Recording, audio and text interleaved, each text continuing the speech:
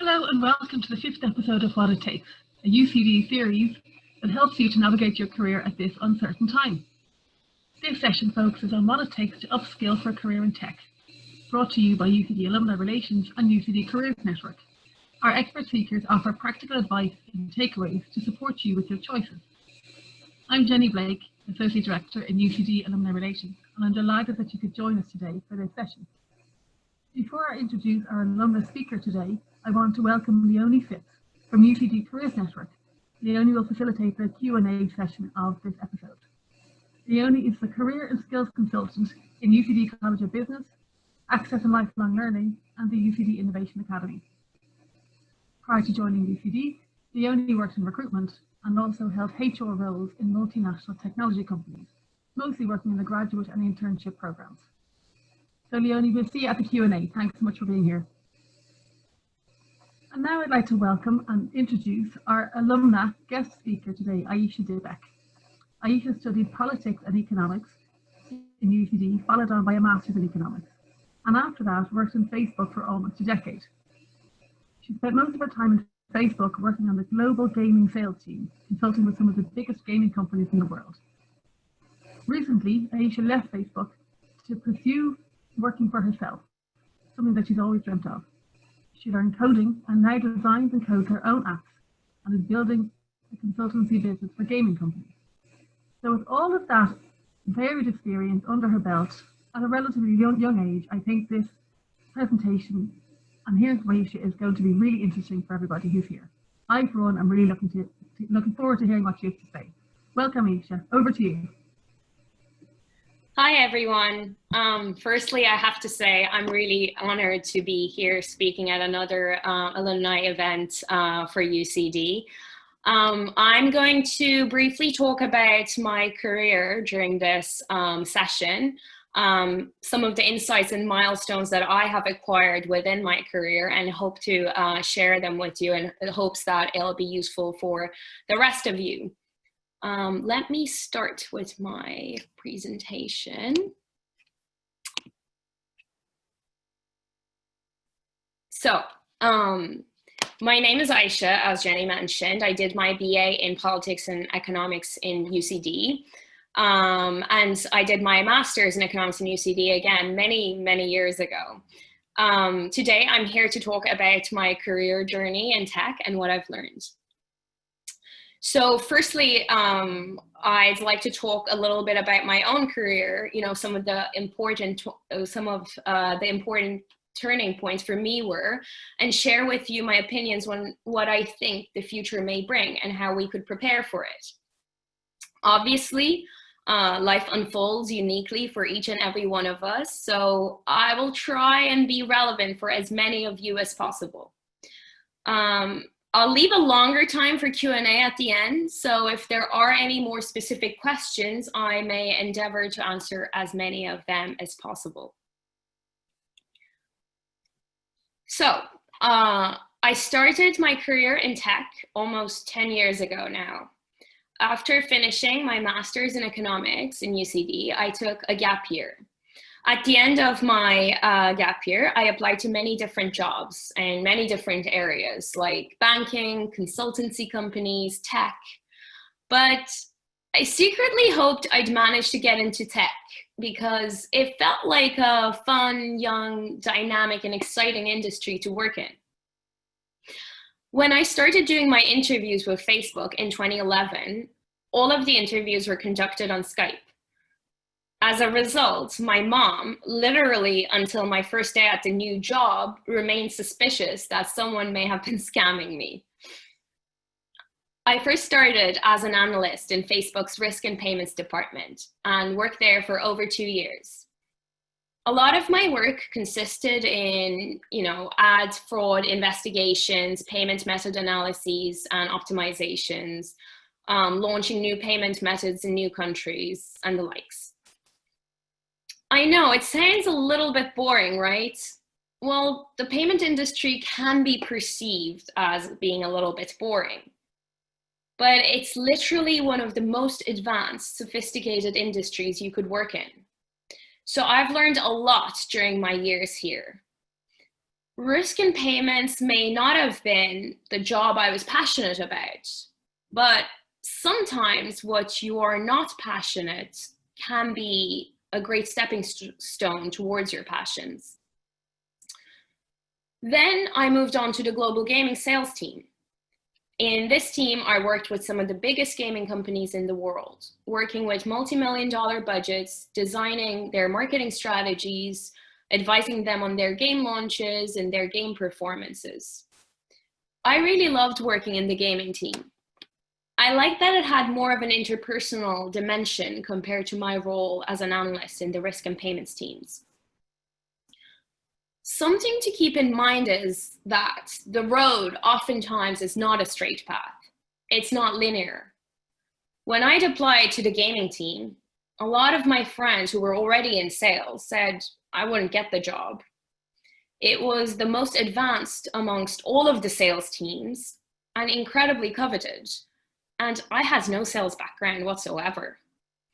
Plus, when I began doing the interviews, I found out that I was competing with internal candidates from other sales teams with very strong sales backgrounds.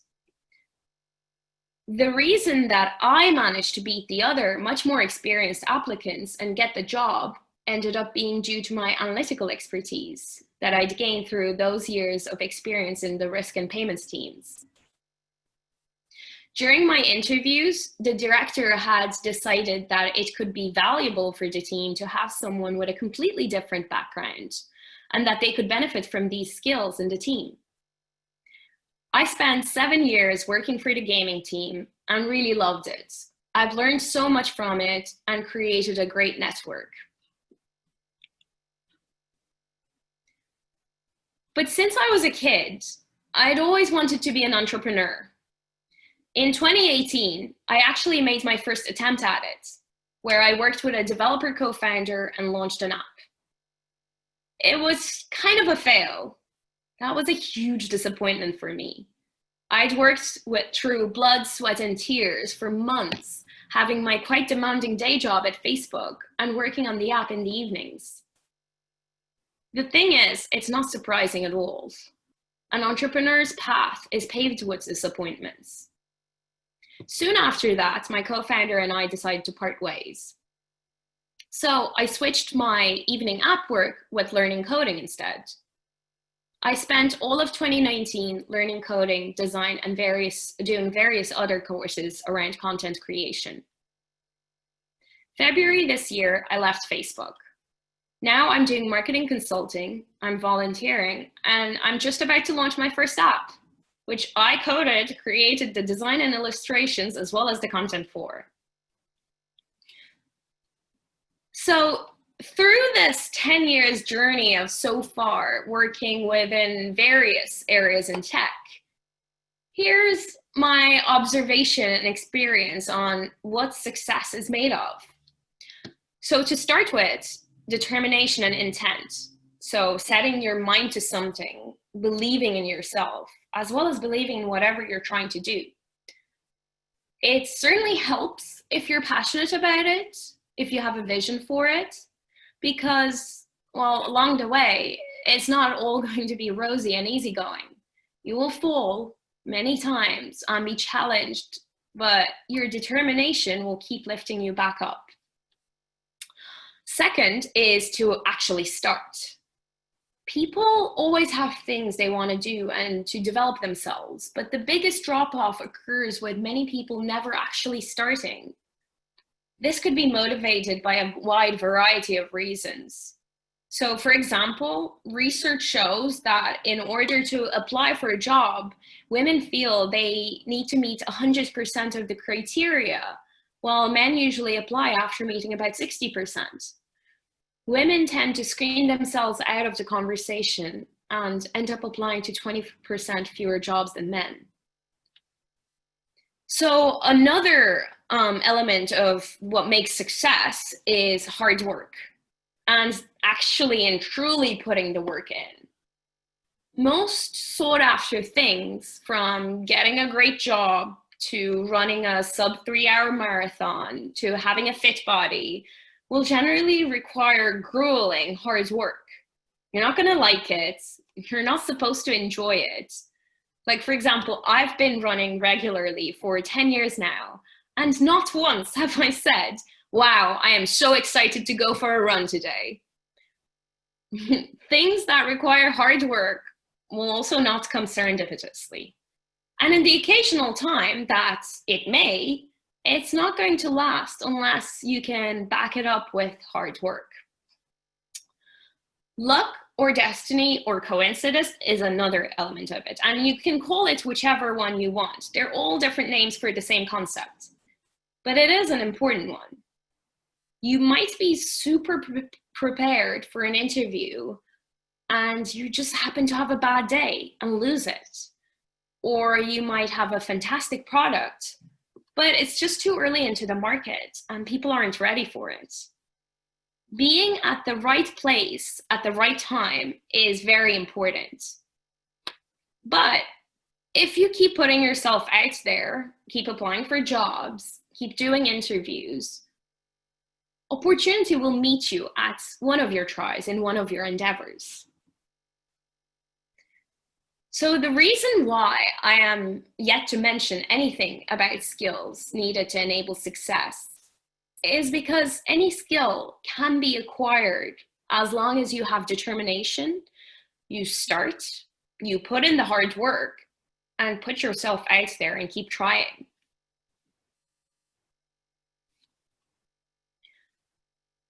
Education and development used to be a privilege of the wealthy who could afford to pay for it, or who could afford to keep their day free to adapt to a mainstream schedule that came with it. Well, now you can literally learn anything from the comfort of your own couch, and for many skills now at a price of less than 50 euros. A silver lining of COVID is that it's pushed a lot of older industries that had not fully adapted to the digital age to reform as well. This trend of accessibility will similarly continue. In a way, COVID has been and will continue to be a great equalizer for various industries that have had historically steep entry barriers.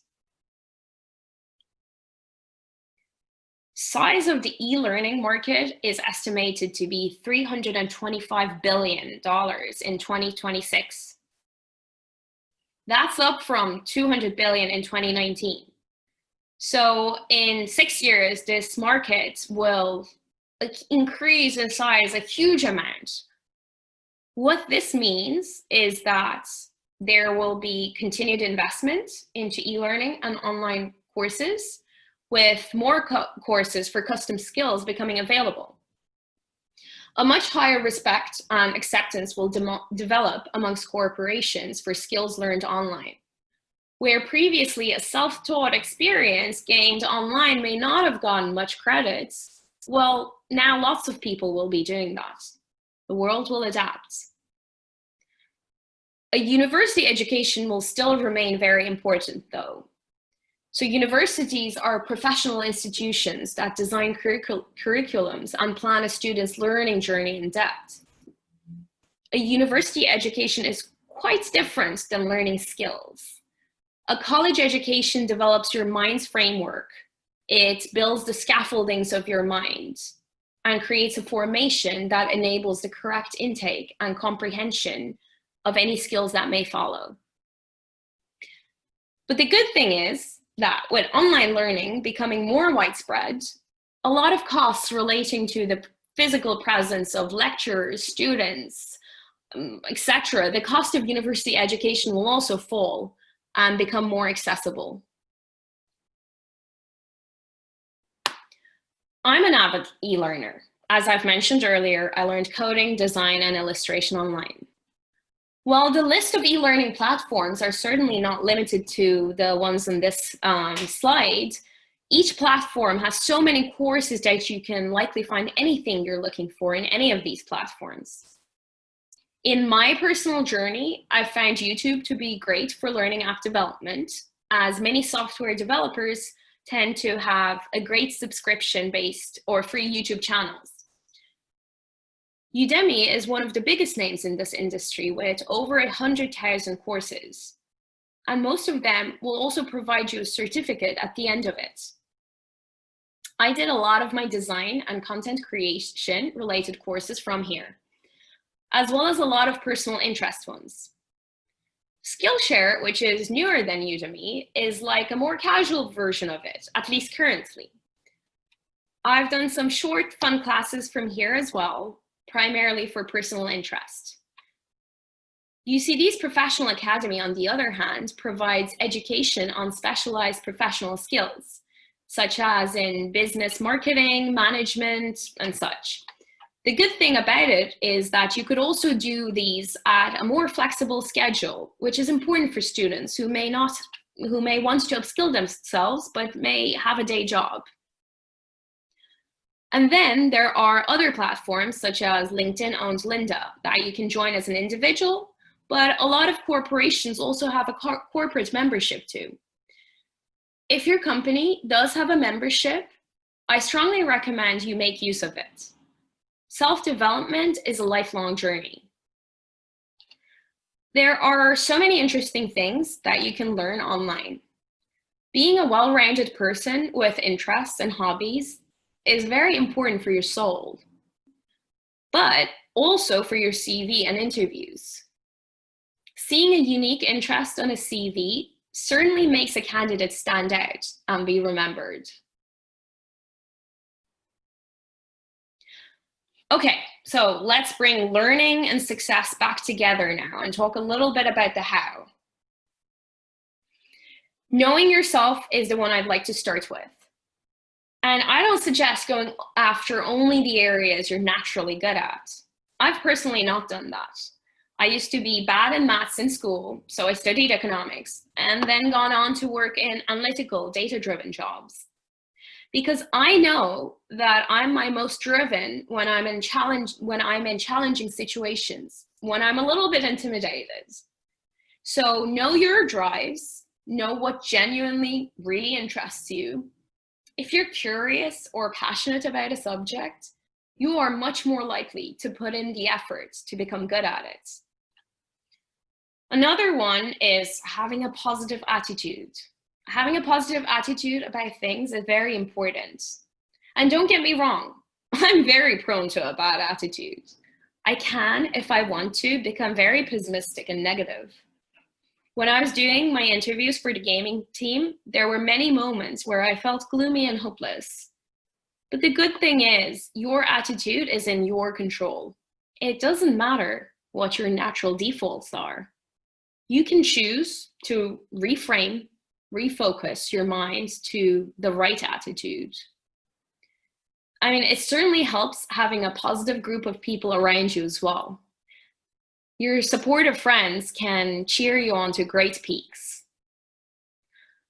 And then finally, if you haven't heard of design thinking, I strongly encourage you to read up about it. A way of thinking and process, most known in startup circles. However, it really can be applied in every area of life. Design thinking focuses on an iterative way of working, where before investing large amounts of effort, time, or money to an endeavor, you first develop an MVP, a minimum viable product, the most basic version of your concept, and test it out. So you'll be able to see your baseline success before you make any further decisions. You can use this prototyping approach to anything. For example, you can take a short online course in the field of study you're interested in before deciding on your college major. So I kind of compiled a list of some attributes that tech values, and bringing these to the forefront with various different examples during your interviews would certainly help. However, everyone has something unique to bring to the table, and the tech industry values that type of diversity as well. So, for example, looking at this list, you may not necessarily be, for example, a go-getter, perhaps, But you could work in a team with a balance of strengths. And while your teammate may be the go-getter, you may play a stronger role in the ideation side of things, for example. So I want to give you a list of a few industries and trends on what I think will be big in the future, what is big right now, but obviously this is by no means an exhaustive list. Tech in general will be pretty prevalent, so I'd not specify that as a separate item here, but you may think of every industry that have acted slow in stepping into the tech revolution will be there in the near future. I wanted to call out a few areas here. So one is data analysts. In an ever increasing world of data and with automation and machine learning, a lot of manual work around data extraction side of things will take less of an importance as opposed to an ability to derive unique insights and a good synthesis. The historically popular approach of finding an area and becoming incredibly specialized in it will decline. An ability to derive creative solutions and insights is significantly amplified when a person has a broad range of interests. So you can say the age of jack of all trades triumphing might be arriving. Privacy and cybersecurity as another area. It's already a fast growing area. So think cyber psychology, like online bullying, for example, or threats in the areas of cyber warfare. A lot of new policies around the world to protect consumer privacy, like GDPR or CCPA. This is one of the hot areas. Professions specialized in this area could be, a wide range of different career prospects, like defense industry professionals, legal jobs, software engineers, policy makers, psychologists, and so on. So while I mentioned policy in the privacy and cybersecurity section, I think it deserves another call out because policy won't just be limited to this area, especially around digital content, with an exponential amount of content creation generating more and more gray areas. Policy will continue to be vital. Social media and communication platforms will not go away, of course. Some of the hot companies of today being Facebook, Google, TikTok, Reddit, and many others. And neither will the entertainment industry go away. Like the streaming services like Netflix, Amazon Prime, and similar services will become more important. I mean, look at Disney Plus, for example. It only launched in November of last year, and it already has 55 million users. In a lot of these companies, there is a wide range of career opportunities, from marketing to developers to data analysts and product managers and many, many other opportunities. Another thing to, I think, keep in mind is that a lot of digital native industries have quite forward-thinking policies around employee satisfaction and happiness, in terms of benefits they deliver. So they're actually pretty great companies to work in as well. Also, another one to call out in particular is gaming, especially in the current climate of expected recessions. Gaming is a unique industry that tends to not be affected by recessions. People will always need escape and will always want to have fun. Mobile gaming has made gaming much more accessible to a wide range of people compared to the past as well. I mean, I believe there will be incredible developments and opportunities in the nanotechnology developments in medicine. Obviously, it's not much my area, so I don't want to go into too much detail about this, but I do think it'll continue to enable great opportunities for mechanical engineers, for one. And then talking a little bit about trends, e-learning, as I mentioned, will keep growing and making access to information and skills more democratic. Remote work and freelancing will become bigger and more widespread. Thanks to COVID, the world has seen that a lot of work can indeed be done remote. Many tech companies have made remote working a permanent option going forward. And as for freelancing, there already are many freelancing platforms such as Fiverr or Upwork, as well as opportunities to sell small home production items such as Etsy, for example. I mean, creative and intellectual professions like artists, writers, musicians, while they may suffer due to COVID for a while, in a longer future, any profession, I believe, involving creativity will become quite valuable, especially in a more automated world. In corporate fields, some of the valuable jobs will be, creative strategists and product managers. And if you're currently on the search for jobs, you could also check Glassdoor. That contains great, honest information about reviews of companies, what the culture is like, or what salaries they provide. So success is a relative term. It can shift based on whether one sets accurate goals for themselves or by how they quantify success. Note that the person who aspires to live a creative, intellectual life with just enough financial sustenance will have succeeded once she achieves this, as opposed to the person who aims to become a billionaire and falls short by becoming a millionaire. Success is a mental attitude, a peace that comes with having a clarity of vision, realistic goals, and achieving these. I began this talk with what success is made of because from the learning related slides, you can see that upskilling yourself is at the tip of your fingers. Much more available and much more possible than it ever was. But whether you become determined to do something about it, whether you have follow through, and whether you put yourself out there enough to catch a window of opportunity, it's all down to you. Thank you. And here I have some links to share with you. I believe my fellow panelists will be forwarding these details. I am happy to take any questions now.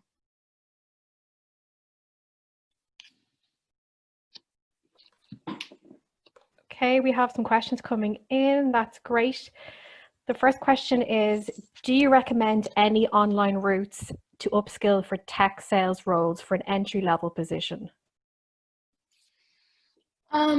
So for an entry-level position for tech sales, I mean, there are different things that trainings that you could do. There are marketing related trainings. I mean, they would help. These are available on like a lot of those links that I've shared, Linda, Udemy. And yeah, you can definitely do those kind of trainings, or you could do kind of more presentation trainings. There are some sales trainings available as well around objection handling.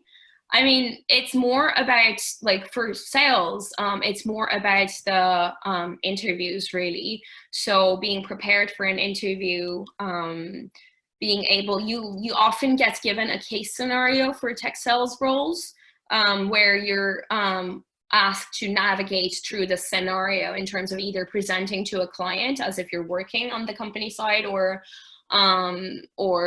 kind of handling some objections, building a marketing strategy.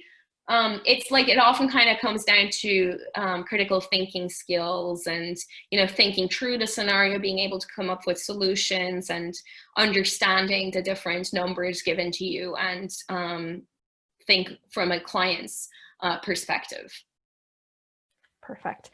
And then the second question, do you have any other interview tips for somebody who'd be interviewing in, say, Facebook or a similar technology company?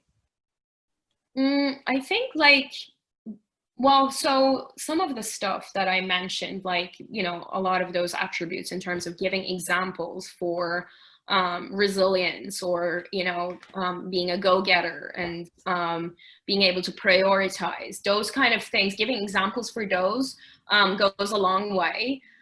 Something that people tend to do at interviews is that, like, I've interviewed many people during my time, and if you don't know the answer to a question, feel free to admit it. It's not, at an interview, what we used to test for is the way you think rather than necessarily get the answer correct. If the way you think is, impressive, that's still okay. So if you don't understand a question, ask. If you don't understand a question, admit it, it's fine.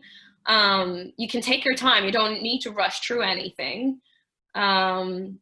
Yeah, it's interview is also though dependent on the day you wake up. Like I said, if you're having a bad day, no matter how prepared you are, you may not get through it. But I think one last thing I would say on it is I'd caution against over preparedness. What tends to happen when someone over prepares for an interview is that they memorize something, and the moment you forget one word, everything falls through.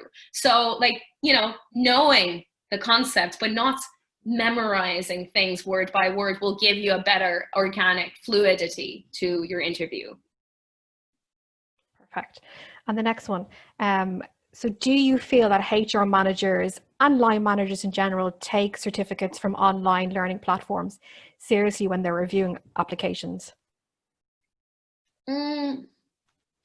I personally, I'm not a HR online manager, but personally, the moment a CV gets in front of us, so the core team, aside from the HR, we like the fact that you've actually gone on to make an effort, that you care so much that you've gone on to do a course to learn more about it. That looks really good to me. Once it arrives to the core team, that looks really good to me on your CV. But I don't know from the point of HR managers. I mean, when I worked in recruitment and HR, if I'd have seen, certain online courses on applications, I think what I would have thought initially is this person has gone above and beyond to try and upskill or learn a new skill or technology or tool in a particular area. So for me, that definitely would be a plus when I, looking at CVs and applications. So yes, definitely. And we have another question. So have the apps that you've developed in Facebook been related to what you've learned while working with Facebook? Well, so that's a good question. So I was focused on mobile app industry. So I just thought that, on my entrepreneurship journey, I should focus on mobile apps as well, because that's the area I knew really well. I didn't exactly develop gaming apps, so I was working in the gaming team. But I'm more focused, at least so far, I've focused on lifestyle apps around well-being. But the great thing about working in gaming is because it is the most advanced, sophisticated form of the app marketing industry, anything you learn in gaming is actually transferable to everywhere else. So for sure, I am immensely grateful for having had a chance to work in the app industry for so long. And an amazing company like Facebook, it has contributed amazingly to my formation within that respect. Great, thank you. Other than coding skills, what other hard skills should somebody upskill in when applying for the technology industry? You don't need to have coding skills to get into marketing or sales. I started learning that out of personal interest. I think it's for me, it was really valuable to be analytical and have data skills, because that's what marketing is turning into, especially app marketing, which has been so far quite analytically driven. It's went a long way to be analytical about it, and being able to, especially for in direct response marketing, where a lot of a company's marketing performance is analyzed to the very small details. That came in handy for me. But you don't necessarily, I had people in my team who were not maybe super technical, but were amazing presenters. They were amazing at carrying conversations with our clients on their needs and their strategy. So it's kind of a mix of areas, I guess. But if I had to kind of give the example, I guess analytical would go a long way, obviously Excel, Microsoft Excel skills, or PowerPoint skills, or being able to present well, being able to create nice good presentations, and being able to analyze data at a basic, spreadsheet level. Those are important. Aside from that, I guess being a small amount of kind of public speaking expertise would go a long way as well. But aside from that, I think you don't necessarily need, you learn a lot during the job as well. So you should, obviously before an interview, you should research the company and the role quite extensively. But aside from that, I think those would be all that I would recommend. Great, thank you. And then another question, so how many interviews did you have to go through with Facebook, and how many jobs did you apply for before getting a job with Facebook? Yeah, okay, this is a really so 2 questions there. Yeah, so when I applied to Facebook, it was into the risk team. I think I'd applied to so first when I applied to Facebook and Google, and this was before my master's actually, I didn't get it. I didn't even get a call back. I think I did get an interview for Google, but I didn't even get a call back from Facebook. Then I went on to do my master's. And then the next year I applied again. That time, I think I applied for just one role in Facebook, and I did get a call back. I think it's just, these things are sometimes luck. I didn't get a call back in the first round, and then, the master's might have helped, but yeah, so the second time I did. But the thing is, so when I was working in the risk team, actually, they at the end of a year, they decided to move the operations to US. So we were asked to look for other roles within Facebook. So that was my first year. So, and within these tech companies, what happens is if you're looking for internal roles, you have to interview again. So after my first year, I had to interview again. And then I got into the payments team, which is like the sister team under the same organization. And at the end of the year in the payments team, the same thing happened again. So again, I had to do interviews. So for the first 3 years, I was doing interviews every year to stay in the company. And then when I started interviewing for gaming, actually I began the interviews before I found out that that team was being moved to US.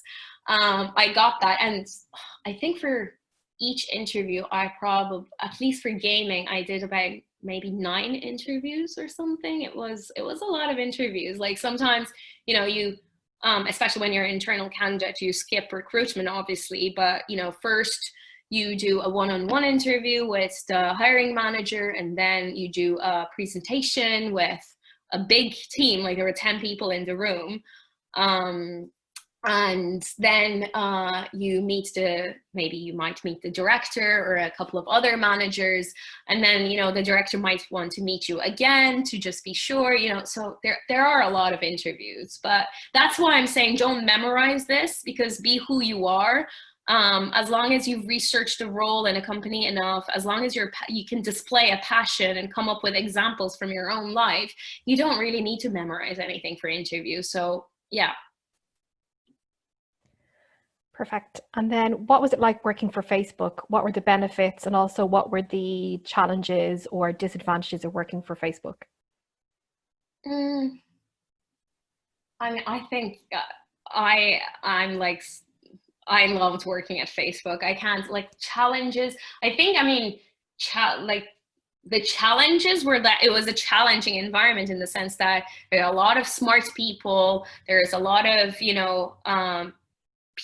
really amazing people that you're competing with, but that actually drives you to become better. So in terms of challenges, yeah, there were times where I didn't know what I was doing, and I had to really ramp up fast, but that's added an amazing formation to me. So that side has been great. You thrive during challenges. You evolve and adapt during challenges. That's, evolution. But in terms of benefits, so from the way I talk about it, challenges and benefits kind of go together. But, you learn a lot of tech companies, Facebook enables a lot of amazing trainings. I learned so much in terms of like, obviously, like I like learning, so that element stands out. But you know, you get the other benefits like the free food and the company culture. And you know, we used to do these when I first started. We used to do these like hackathons where we'd stay in and do company-wide projects. There was like this really good team culture that is there. And yeah, aside from that, you know, like Facebook and a lot of other tech companies really value, mental health and well-being. So there's a lot of internal initiatives around supporting employees with that sort of stuff. I was allowed to work from home now that we're all remote, like it doesn't seem like a big deal, but at the time, you know, like having flexibility around working hours and stuff meant a lot. And obviously, Facebook as well as other tech companies pay quite well salaries. So overall, it was a really great place to work for. Good stuff. Another question. So you mentioned that you did some volunteering. How has this volunteering contributed to your self-development and or applying your particular skill set? So what has the role of volunteering been, I suppose, in your job search so far? So I did, there's a website, I can send that to you, well, or maybe you can look it up yourself, called UN Volunteers. I did a project from there recently, and then I've been doing some mentoring as well for university students in Turkey, and around advising them on their career journey, entrepreneurship kind of journey. So there are a lot of interesting projects that you can work on, particularly from that UN Volunteers site. I'd recommend you to check it out, because I was going to mention earlier that it's in all different areas. I did an illustration-based one because I want to do something like that. But you can design like the business strategy or the course curriculum of an NGO.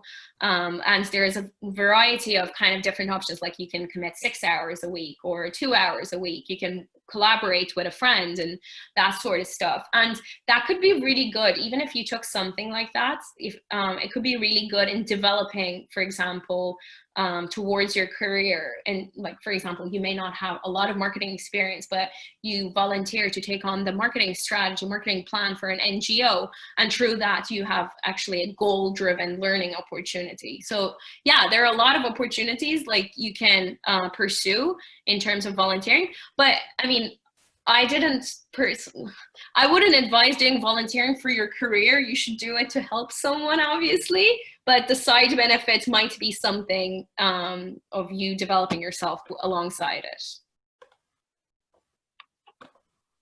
Perfect. And then I have a couple of more questions. So what tech skills are most in demand in Dublin at the moment, do you think? Sorry, can you repeat that again? So what tech skills are most in demand in Dublin at the moment? A lot of, sales roles. There are a lot of sales roles located in Dublin, and like especially around the emerging regions, so Europe, Middle East, and Africa, generally are especially like small medium business teams. For graduate roles, the small medium business team tends to be a good one to apply for within the sales org. Another one are, operations teams. There are a lot of operations teams in Europe as well. Again, in Dublin as well, again, towards that region. Then there tend to be like site support kind of engineering roles. There are some marketing teams based in Dublin as well. Like a lot of the core development roles for at least companies, at least for Facebook, is still based in San Francisco. But for example, Stripe is an Irish company.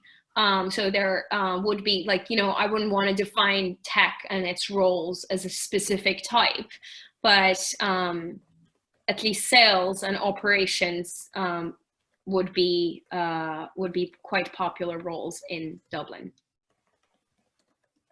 Perfect. And just one more question. So you mentioned that you took a gap year after college. What did you do and how did you find it? Yeah, so I'm glad that question is asked, because I personally believe gap years, like if you can obviously afford it and take the time to do it, like not everyone does, and I'm truly grateful that I was able to. But if you are able to, don't rush through your education and career if you can possibly afford it. You know, take a year out, take a step back, gain some perspective. And even like the one I'm doing right now, while I'm learning a lot and working still alongside it, in a way, it also has allowed me to take a step back and gain perspective about my career in the long run as well. So back then, what I did was my parents were living in Copenhagen at the time. So I went to Copenhagen and I did a lot of painting and more artistic, kind of followed more artistic endeavors. And then I briefly, for a couple of months, went to Paris to brush up on my French. So I had done French for my leaving, as well as a little bit of French during university, but I thought I would get a better practice through talking and writing if I lived for 3 months in Paris. So I did a French language and civilization course in Paris for 3 months. That's great. Thank you, Aisha, and thanks everyone for your questions. I'm going to hand you back over to Jenny now. Thanks. Thanks so much, Aisha, and thank you so much, Leonie. That was fascinating. There are tons of questions there. There's a few, obviously we got to most of them. There's a few that we just didn't get a chance to get to. We've run a few minutes over time. It just goes to show how much interest there is in this and in you, Aisha. So it was absolutely wonderful to listen to everything you had to say. If there are specific questions you still have, we will try to get back to any questions we can answer that's in the chat. But obviously, you can also get in touch with the UCD Careers Network in UCD, obviously. And Aisha has very kindly offered her LinkedIn profile, so if people are interested in connecting with her there, there's an option to do that. So thanks again, as I say, to Aisha and Leonie for managing that very busy Q&A session.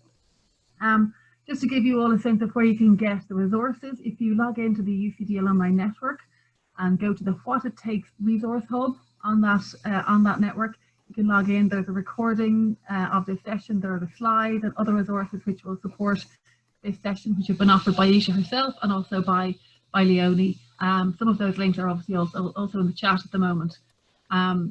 Just to bring your attention to the next episode of What It Takes, which is actually going to be the last session in this series. It's called What It Takes to Manage Boundaries When Working Remotely.